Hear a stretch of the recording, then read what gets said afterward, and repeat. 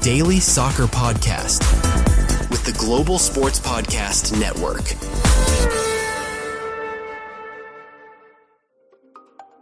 Your body is unique.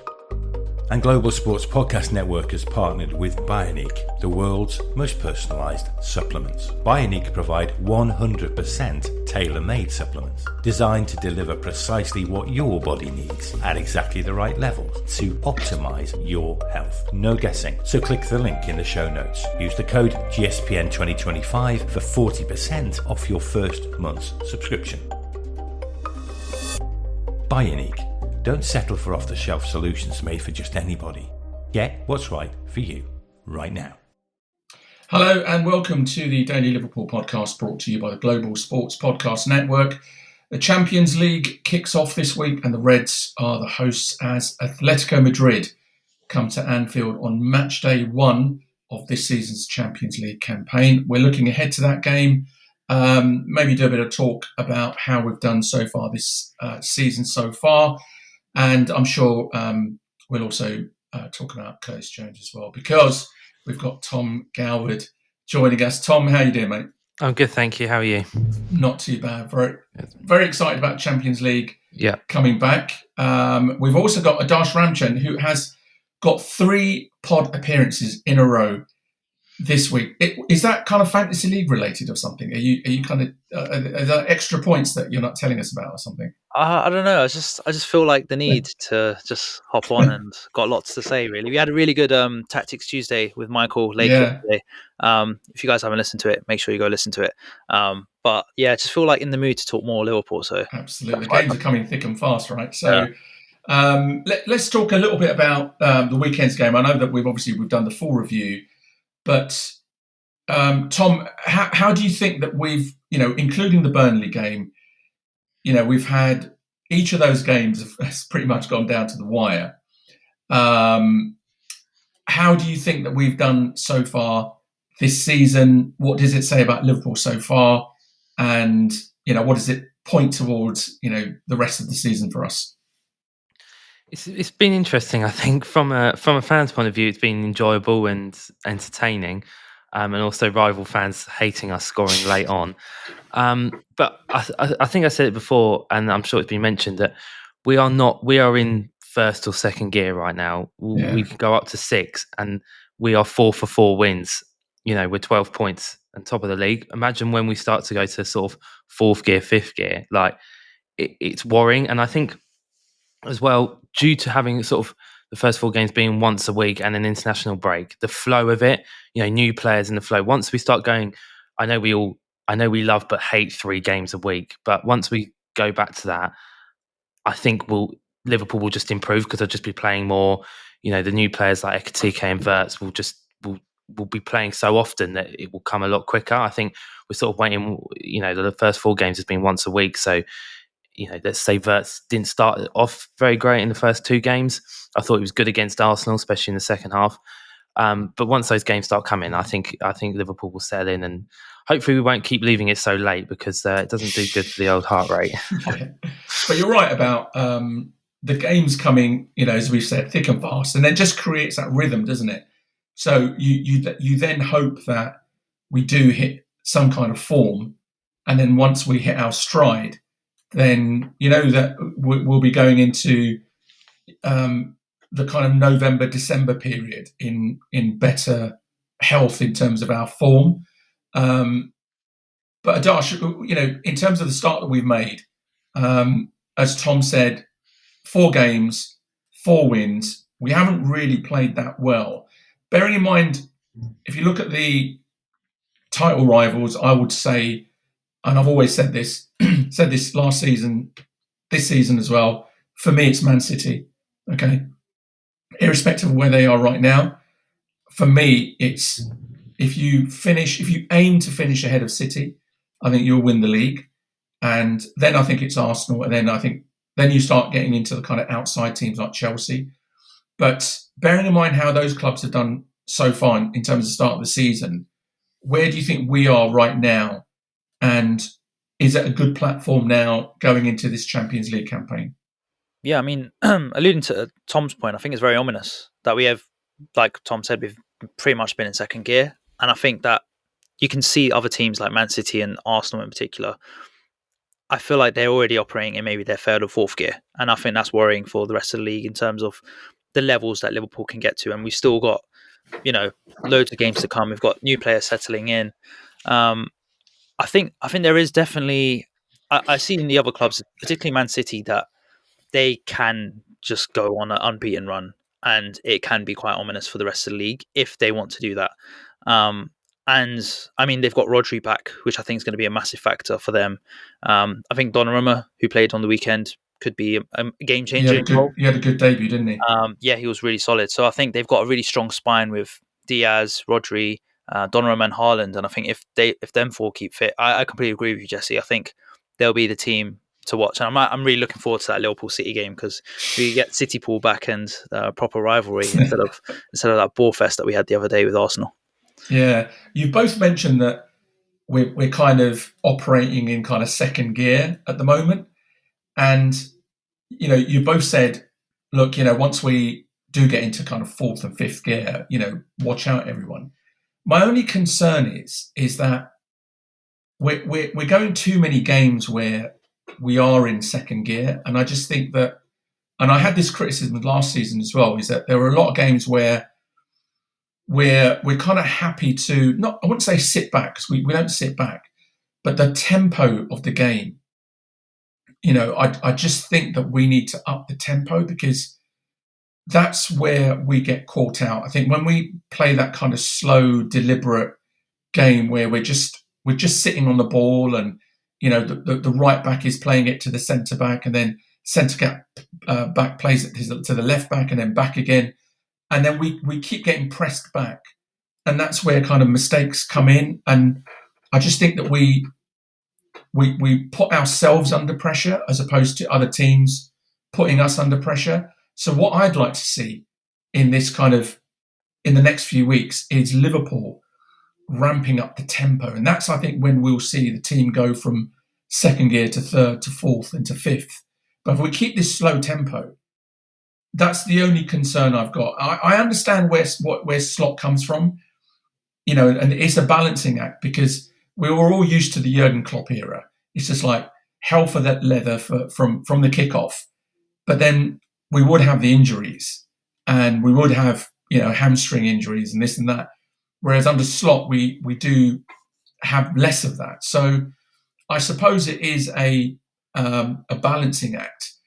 Tom, you've mentioned some of the new signings. You mentioned Ekatike, Verts. Obviously, a lot of talk around Verts and the kind of form that he's in. Is a Champions League game, is that the kind of ideal stage for him to maybe go that one step extra and really show us what he's about? Yeah, I agree. I think what did he have? Like 3 man of the match awards in the Champions League last year, something like that. So, it's a competition that he knows well. He's played well in. I thought the international break would have done him some good, because he seems to also play well when he goes for Germany. He scored that free kick as well. And I thought, right, this is it. Again, I don't think anyone was amazing at the weekend. I thought Gravenberch probably was the exception, but it's not like it was a tough game, right? They defended, and what I don't like about what he's doing with Verts is he keeps bringing him off. He's brought him off in all 4 games. Now, I get the first couple, but on Sunday we need a goal. You spent 100 million on a player to come in to create those goals, and he brings him off. And the same with Ekatike. Like, he brought Ekatike off and put Chiesa on, and then 5 seconds later a cross came in and Chiesa put the header wide. It's like, where was that when Ekatike was on the pitch? Someone taller and that can actually head the ball. No disrespect to Chiesa, but I thought sometimes he's got the subs right, Slot, and sometimes he hasn't. And going back to your point about the tempo, if you think about it, really, Liverpool haven't played great since we beat Spurs 5-0 and won the league, right? Because we didn't do well for the rest of the year, for the rest of the season. Those 4 or 5 games, and then we haven't started the season great. So if you think about it, we're going back to sort of like beginning of May, end of April, beginning of May, where Liverpool actually put in a class performance where they were on it, and everyone knew their roles and everyone was playing well and stuff. But I think it's just settling in new players, and also don't forget, he hasn't really changed the squad much in our first 4 games. He's only changed it due to an injury, so Szoboszlai was playing right back, and then Bradley came on, and obviously then McAllister had to come off at the weekend. So I think once Isak's back in as well, that's another option up front. And then I think we'll start to see the squad rotate more, which means fresher players, and that tempo can sort of stay out throughout the season because everyone will be fresher. And it's the start of a new season. No one starts a season amazingly. We're 4 wins out of 4. So I know we have, but in terms of football, we haven't. And and I think Verts playing back in the Champions League, he knows the format. He's played well in the competition. He'll get that goal, get that assist, and then it'll sort of take the pressure off. And then we've got the Merseyside derby coming up, and big game, and big players turn up in big games. So I'm looking forward to seeing what's coming of him. I think we just sort of need to relax a little bit, and not us personally, but fans and media and critics, and just need to relax. He's a 22-year-old man who's come into a new league that he's never played in before with a hefty price tag on his back, and he just sort of needs to adapt and accept that. Yeah, but that's just modern football and the media and rival fans. Because let's face it, and look, why would they think any differently? Rival fans want Verts to flop, right? That's just normal, right? We've spent 115 million pounds on him. They would love nothing more than for him to flop, right? So the narrative is always going to be there until he completely, flips that narrative on its head. But you're right, as a club and as supporters, we know that he's 22 years old. He's come into a new league, as you've said. And I think he's on a 5-year, is it a 5-year or a 6-year contract? It's a long-term contract. So, we haven't bought him for the next 3 games. We've bought him for the next kind of 5 or 6, seasons. So it's not something that kind of worries me, but I am looking forward to him turning out in the Champions League game. Look, we're going to go on for a quick break, and then when we come back, we will go in a bit more detail in terms of the Champions League, Atletico Madrid, and our run of games. Here at Global Sports Podcast Network, we spent a lot of time selecting our delivery platform. Zencastr came out the clear winner. With 4K video recording from your phone and AI editing that automatically removes all those ums and ahs, it's super easy to start a podcast that sounds great and is delivered efficiently. If you're ready to tell your story, check out the link in the show description to learn more about Zencastr. Okay, so Liverpool kick off their Champions League campaign tonight against Atletico Madrid at Anfield. It's an 8 p.m. kickoff UK time. That is 3 p.m. Eastern time. Adarsh, we were on the pod a few days ago, and both myself and Carl Kopak, we both got a sense that Arne Slot, the players, the ownership, the whole club are really going to go for the Champions League this season. It really felt that loss against PSG last season really stung Slot. He's kind of mentioned it quite a few times after that. And maybe this summer transfer window was, a signal of intent for this Champions League campaign. No, I completely agree. And I think if you ask me, obviously I want the Premier League, but this season I think the Champions League is the one that a lot of fans want. Given the new format, I think the level of the Champions League this season is another level with, obviously PSG being the holders. You've got Barcelona coming through. Real Madrid are always going to be a threat. I think City will be a stiff competition in the Champions League as well. Not going to mention Arsenal. I don't think they'll be a threat in the Champions League. But I think, it's definitely the objective, I think, to be competitive in the Champions League. I mean, we absolutely blew the competition out of the water in the league phase with, finishing top 7 wins out of 8. And then it just got to that PSG game. And I think you can say it was a bit unlucky that we ended up facing the eventual winners of the Champions League. But I just think in that PSG game, it was just margins and we could have played a lot better. We did have chances, but PSG were a bit more competitive than us. So I'd say for this season, I do want to see us be a bit more competitive in the Champions League. And I think, a game against Atletico Madrid is the perfect way to, put out a statement in Europe. And I know people have said we haven't played well this season, but the Champions League's a different animal. And if you play well in the Champions League, then people take note of that. So Yeah, I think Slot will definitely want to progress further in the Champions League and be more competitive in that knockout phase. And I think that's why we've seen players like Verts, Ekatike, Isak being signed, because they're going to be the difference makers in the end. So yeah, hopefully we can have a strong run in the Champions League this season.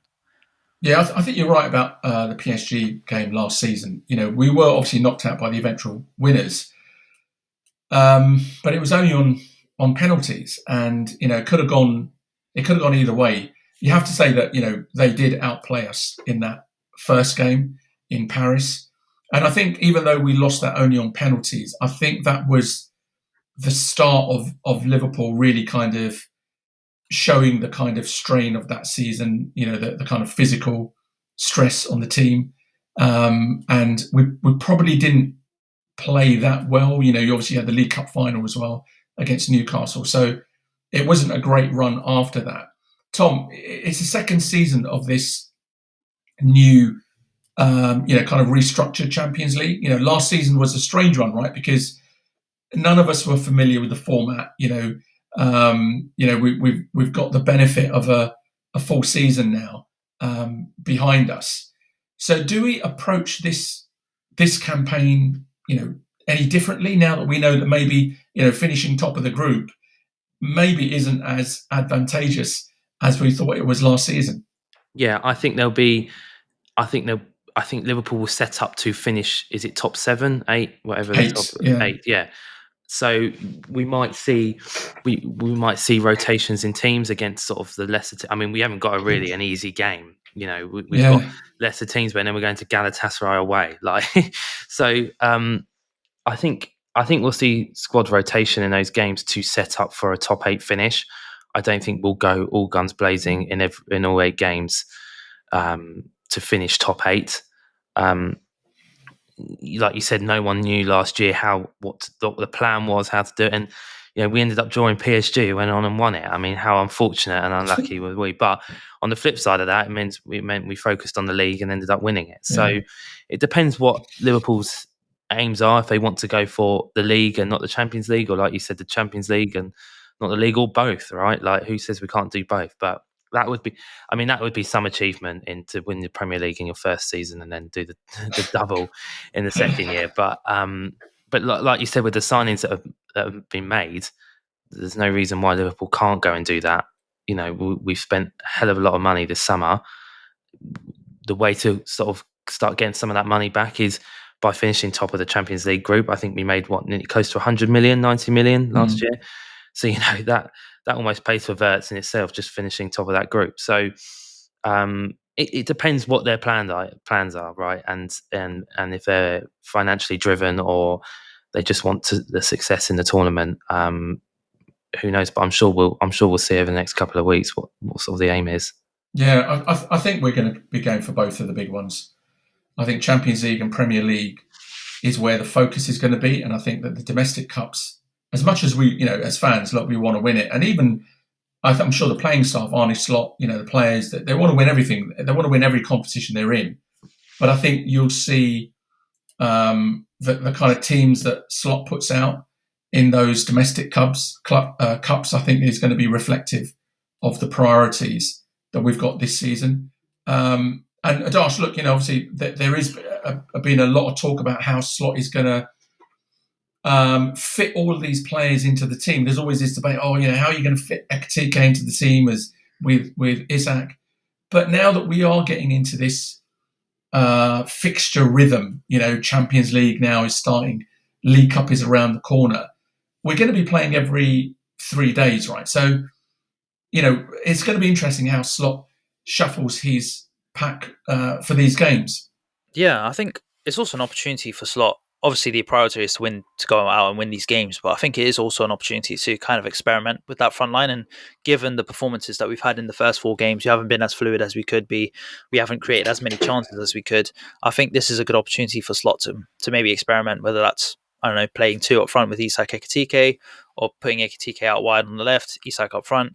Because I definitely think that's the area that Slot will want to focus on, getting that balance right in attack, because we do have so much firepower, but if they're not in the right system, if they're not playing to their best of their abilities, then it is going to impact how we score goals, how we create chances. So I think that would be the focus for Slot over these next few games. And I've kind of looked at obviously the Arsenal game, the Burnley game, and obviously Atletico and Everton, all teams that would set up to basically nullify our attack. And I feel like this is a good opportunity to kind of, with Isak coming in, I know he said Isak will probably get at least 45 minutes against Atletico Madrid on Wednesday. So I'm hoping he, starts up front, and then maybe it's pushing out Ekatike on the wing. I don't know about you guys, but I really think Ekatike could be a great choice at left wing. I think he naturally cuts. He naturally drifts to the left hand side. You can see his movement, his ability. He's very quick with the ball as well. So, I mean, that would be my preference. But I'd say it's a good opportunity to experiment with that front line. And in particular, I think Verts will thrive with Isak in the team. Someone that he can play off 1-2s, and I think that could be a lethal combination for us. So I'm excited to see the attacking options and how Slot rotates that over the next few games. Yeah, I mean, look, both teams, Liverpool and Atletico, were knocked out in the round of 16 in last year's competition. Obviously, we've spoken about, Liverpool start 4 games, 4 wins. Atletico have had a bit of a ropey start. I think they're in 11th place in La Liga. They've had 2 draws, a defeat before getting their first win of the season at the weekend, 2-0 win over Villarreal. But they're one of those teams, they've got pedigree in this competition. It's their 13th consecutive season in the competition. And you just can't write off a Diego Simeone team. They've still got some of those, players that seem to have been there for the last 20 years, like Koke and Griezmann. Obviously they've got Alvarez who come in. Was it last season or the season before? But I think he's been absolutely outstanding. He's injured, isn't he? I believe he's injured. Yeah, I think Griezmann. Yeah, I think Griezmann. Alvarez. Alvarez. But they've had an interesting transfer window as well.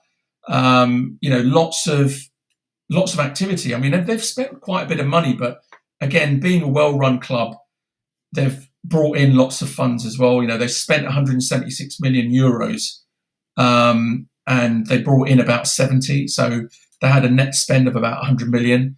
But this could be a team in transition, Tom. So do you think that this is a good time to play Atletico, or is it just going to be that same old Simeone stubborn team that comes to Anfield? And we've not got very good memories in recent years of Atletico, right? No, I think it is a good time to play them. We're home to begin with. It's the first Champions League game of the season. We're at home. Crowd are always going to be up for that, so that's an advantage already. I think the last thing you want is to, when you've not had a great start to the season, is to then be travelling for one and then going to play a team like Liverpool. If they were travelling away to a lesser team, maybe that might help them. And I just think, like Arsenal. Yeah, correct, exactly. Yeah. So, so I think when you are struggling, I think you want a game where you can get everyone together, sort of put the ideas across. I think tomorrow the game plan is we might see what Burnley did to us at the weekend, right? And we know that Simeone has done that in the past. They might think that they're not on great form. The way we're going to win this is by frustrating them, by being so good in defence.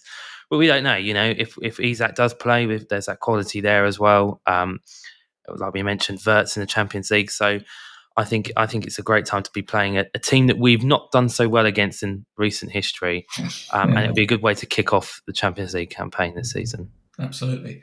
All right, let's do a predicted lineup then. I think we're all going to skip past the goalkeeper, right? Because I think we can all agree that Alisson is going to be the goalkeeper, and if anyone disagrees with that, I'm booting him off the court, because Alisson is just like, he's untouchable. So Alisson in goal. I think the interesting debate now comes probably in the fullback positions, because I can't see any change to that centre-back pairing of Konate and Van Dijk. It's the right-back and the left-back position, Adarsh, where I think Slot has got a decision to make and where we might see some change. Yeah, we had the interesting debate about Szoboszlai a few days ago, whether he continues to play right back or gets moved back into midfield now that Bradley and Frimpong are back to fitness. I do see either Bradley or Frimpong starting. I would preferably go for Bradley because I think he's the one that I think, he knows Liverpool, he knows the Champions League. Frimpong is still kind of getting back to full fitness. So I think I would go for Bradley. And then at left back, I would go for Robertson. I think Kirkes does need that run of games, but I think in the Premier League, I think the Champions League, and then obviously the opposition, Atletico Madrid, I don't think Kirkes is the You right. do not want to be picking up a yellow card in Yeah. the first 20 minutes against a Diego Simeone side. Yeah, and that's my concern. I think you got to play Robertson, who's got more experience, who's going to be more level-headed. I can just see the Atletico Madrid players getting into Kirkes' head and trying to wind him up. So I think go for Robertson, get that experience, and I think it's a more natural balance given the sort of team we're playing against. So I'll go for Robertson, and Bradley, who can be that more marauding right back for us. But I'm sure Frimpong will probably feature at some point against Atletico as well. Yeah, and I've got Bradley and Robertson down as well, just for those reasons that you pointed out. And also, I think Bradley coming on in that Burnley game, I thought he was so good that you can see he's kind of found his rhythm again now this season. And I would think that Slot may go for Bradley ahead of Frimpong if Frimpong hasn't had game time in the last few weeks, and maybe Frimpong comes on as a sub later on in the game. Tom, your thoughts on the fullback positions? Literally echoing you both. Really? I had Robertson. I think Bradley was good when he came on at the weekend. He looked a bit more muscly. He's do you know what I mean? He looked a bit more like he wants that start. That is his starting right back position. Yeah. I think we might see more of Frimpong maybe over January when Salah goes. He might be playing that right wing position, but I'm sure we can talk about that another time. But yeah, I would go with that back five that we've mentioned. Midfield again could be another talking point, because if Szoboszlai is not in that right back position, Szoboszlai plays. So for me, my midfield three is going to be Gravenberch, who I thought was brilliant against Burnley, arguably our best player. And I think that Szoboszlai will join him in that kind of double pivot, and Verts starts, because I think McAllister still needs match fitness, and I think that he might drop out for this game and save him for Merseyside derby on Saturday. Adarsh? Yeah, no, I'd agree with that. I think McAllister just looks a little bit off it, and I think Carragher mentioned in commentary, when McAllister plays well, Liverpool play well. And it's no coincidence that in our first 4 performances, we've been below par, and so has McAllister. So I think Slot will want to kind of manage McAllister's game time. And obviously, he played internationals for Argentina, and they were playing all across South America. So I think, I have to be very careful on McAllister. I think he's one of our most important players, and the relationship he has with Gravenberch was crucial to us winning the Premier League last season. So, but I think Szoboszlai's been excellent over the last few games, and even in midfield, when he came into midfield against Burnley, I thought he was excellent. His ball carrying ability, his energy, his enthusiasm, I think will be much needed against Atletico. So I definitely would go with Gravenberch and Szoboszlai. And I think Szoboszlai has now matured in his game. And we spoke about Verts earlier about, he's an investment in the future. I mean, Gravenberch and Szoboszlai are 2 ideal examples of players coming from the Bundesliga, taking a bit of time to settle in, and now I've grown into that Liverpool shirt. So, I mean, that's what gives me confidence in Verts as well. But I think, those 2, I would start Gravenberch and Szoboszlai, and obviously Verts to get kicking, to get kicked off in this game. I think it's a great opportunity for Verts to get his first goal and assist for Liverpool. So I'm excited to see that midfield free. Tom, any changes in that midfield, or no? I think it'd be nice to have Curtis Jones. I think he's injured, isn't he? I think he might be injured. Is that why you looked a little bit sad? I gave him a kick. No, I think McAllister might be injured. If he is injured, then I think Szoboszlai has to play I am absolutely loving Gravenberch as well. I think it's like having £100 million signing all over again, and he wasn't nowhere near that. I think he has been phenomenal. I think Szoboszlai's been phenomenal. Those 2 holding that midfield tomorrow, Wednesday night, will help the defence out, especially if we're going to go with Robertson and Bradley as well. I just think having those sort of 7 players, world class quality players in every position. If you're a Madrid attacker tomorrow, you're looking at going, what do I do here? And then Verts in the attacking midfielder role. I think, like Adarsh said, this is his chance to go and do something tomorrow night, and hopefully he does. Yeah, let's finish it off then with the front three. Mo has to play. It's a Champions League. It's the first game of the Champions League. He's going to be absolutely fired up to to get on the score sheet again. So I'm going for Salah, Gakpo tentatively, because I take Adarsh's point that Ekatike is an option out there, but I'm going to go for Gakpo. And for me, really, the question is, does Isak start or does Ekatike start, Tom? Well, in an ideal world, and I'm going to go for, I think Ekatike on the left, Isak down the middle, Really? Salah on the right. Then maybe after 45 minutes, 50 minutes, he then puts Ekatike up top and brings Gakpo onto left wing, or vice versa. Maybe he starts with Ekatike, Gakpo, Salah, moves Ekatike to left wing, brings Gakpo off for Isak. Isak plays the rest of the game. That's what I would quite like. I think Gakpo's not been poor this season by any means, but he hasn't done anything that I've gone, wow, you're like, I think, and to further your point, Adarsh, about having the Ekatike on left wing, is Liverpool have done well where they've always had players to compete against the other player in their position. And now Diaz is gone. Gakpo at the moment, I mean, he's got a 16-year-old kid that he's probably thinking, I'm starting most weeks here. And so might not think his place is under threat. Obviously, if you're Salah and Van Dijk, your places are never under threat. But I feel like for the rest of the team, if Verts is not playing well, Szoboszlai can play in that attacking midfield role. And so I think to move Ekatike to the left wing to rival Gakpo for a position might just up Gakpo's performances a little bit. And we know that he knows where the back of the net is. But yeah, I haven't seen enough already this season to go that I could see maybe Ekatike, and that's how he's going to get Ekatike and Isak in the team, is by dropping Gakpo every now and then and putting Ekatike left wing. But that'd be an ideal world, but who knows what he's going to do tomorrow. He might not even bring Isak, do you know what I mean? He might not even bring him, so who knows? Yeah. Chiesa. Gosh, your front three. Yeah, who's starting? I do think Slot will go with Gakpo, Ekatike, Salah, and Isak will come off the bench. I think Gakpo has a good record at Anfield, actually. I think whenever he plays at Anfield, he's, for some reason, just seems to turn it up. Yeah. Completely agree with Tom. I think he needs competition. I think that's the reason why he's our first choice left winger in the first place, because with Diaz being sort of that left winger, and then last season and Gakpo coming in, he really stepped up his performances last season, Gakpo. But he's not had that same sort of momentum this season, mainly because probably of competition or, still early on in the season. I think Gakpo will start left wing and Ektike will start up front.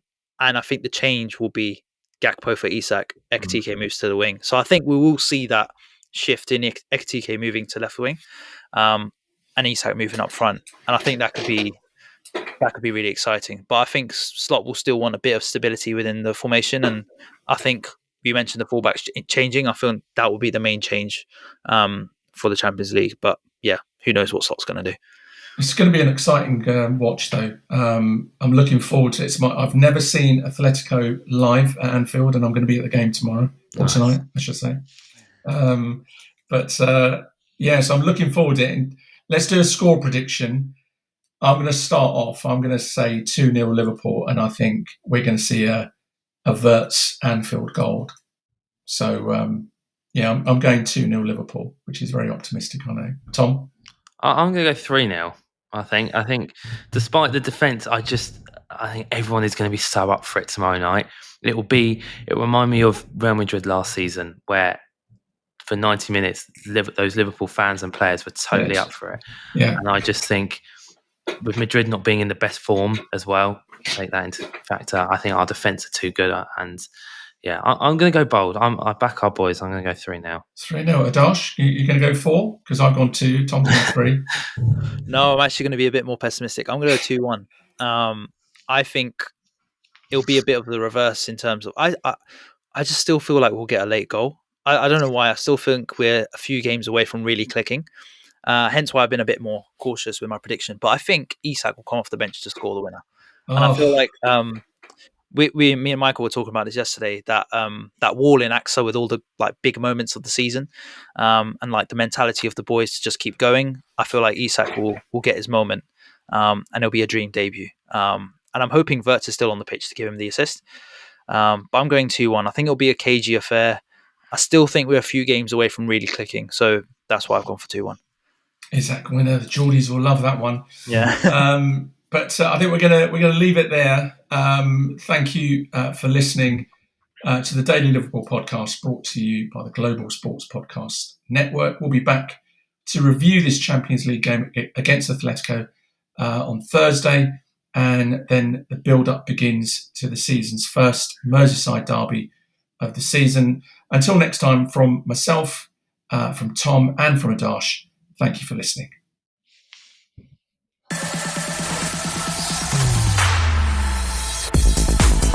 Your daily soccer podcast with the Global Sports Podcast Network.